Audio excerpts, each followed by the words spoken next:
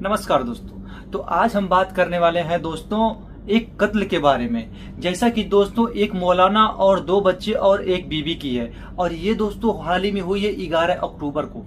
ये दोस्तों बागपत जिले के गंगौली गांव की है और इसमें जो है 2 बच्चों और एक लड़की का कत्ल हुआ जाता है जिसका नाम इसराना था और 2 बच्चों का नाम, एक बच्ची का नाम सुमैया और एक बच्ची का नाम कुरैशी था।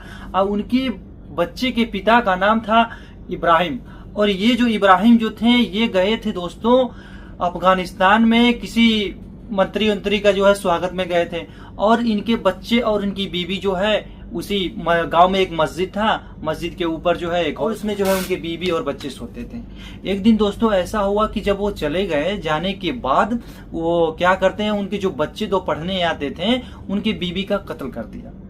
अब कत्ल कर दिया वहां पे और जो है जब यहाँ से गए थे तो उन्होंने सबको कत्ल कर दिया। कत्ल करने के बाद दोस्तों ऐसा कुछ हुआ कि इसमें बहुत बड़ा खुलासा हुआ।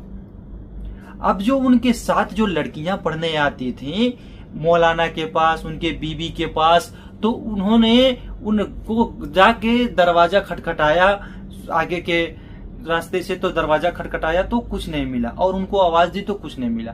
तो फिर बच्चियां ये सोचती हैं कि चलो जो है पीछे के रास्ते हम लोग जाते हैं और उनसे मिलते हैं और देखते हैं क्या होता है। एक पीछे के रास्ते तो एक बड़ा दीवाल था, दीवाल था लगा हुआ था। उसके बाद उन्होंने ये सोचा थोड़ा मेहनत करनी पड़ेगी लेकिन चलो कूद के चलते हैं। अब इन्होंने गया और देखा जो है अचानक से लगी चिल्लाने वहां पे और जो है 2 बच्चियों को चाकू से मार के कत्ल किया गया था और उनकी अहलिया बीबी को जो इनका नाम इसराना था वो बेड पे पड़ी हुई थी और उनके सिर पे हथौड़े से वार किया था। अब ये अंजाम दिया था किसने कुछ नहीं पता चला। अब धीरे धीरे खुलासा होता है। जब लड़कियां बहुत ज्यादा चिल्लाने लगती हैं तो अगल बगल के पास पड़ोस के सब लोग आने लगते हैं और पूछने लगते हैं क्यों चिल्लाई। फिर क्या हुआ दोस्तों, जब पूरे गांव के लोग जुट जाते हैं वहां पे तो ऐसा होता है कि 100 नंबर पे 112 नंबर पे उन्होंने डायल कर दिया। 112 नंबर पे डायल कर दिया और पुलिस वहां पे आई। पुलिस आने के बाद पूछताछ की, कुछ नहीं पता चला। उसके बाद क्या हुआ कि कैमरे को चेक करवाया गया, मस्जिद के कैमरे को चेक करवाया गया जो कि एक लड़का था 16 साल का और एक लड़का था 15 साल का। पता चला ऐसा। तो जो लड़का घुसने से टाइम से पहले कैमरे मस्जिद का बंद कर देता है। बंद करने के बाद उन्हें जो है कत्ल का अंजाम देता है। धार वार से उनके सर पे वार कर देता है, दोनों बच्चियों को मार देता। और ये टाइम थी 11:30 और 12 के बीच की। और क्यों उसने किया? क्योंकि इनको बहुत दिक्कत थी इस मौलाना से और बच्चियों को मारने के बाद और कत्ल करने की उनकी बीवी को बाद वहां से वो लोग चले जाते हैं। बहुत ही प्यार से अंजाम देते हैं ताकि किसी को कोई शक ना हो और कैमरे को वो बंद कर देते।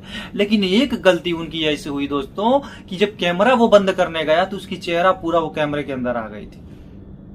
अब उसी में वो पकड़ा जाता है। पकड़ने के बाद उसे पुलिस वाले पूछताछ करते हैं आखिर तुमने ऐसा किया क्यों?